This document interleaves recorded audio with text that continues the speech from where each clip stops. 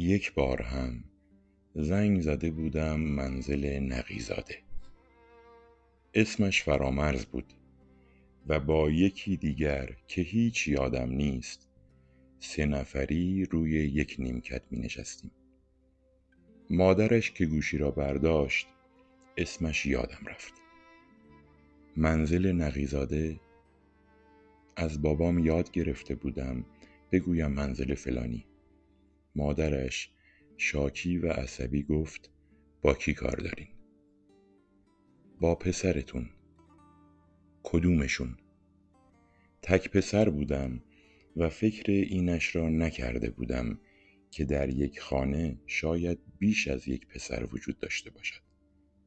شاکی‌تر و عصبی‌تر پرسید کدومشون؟ با کدومشون کار داری؟ هول شدم. یادم نیامد که مثلا بگویم آنی که اول راهنمایی است.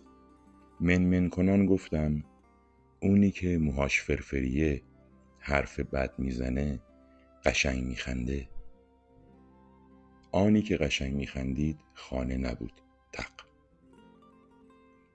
فرداش گفت من قشنگ میخندم و ریزه رفت.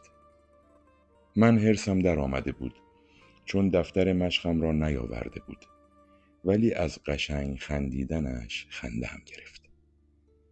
بعدترها فکر کردم آدم باید هر از گاهی اسم همخانه هایش را، رفقهایش را، بغل دستی هایش را فراموش کند.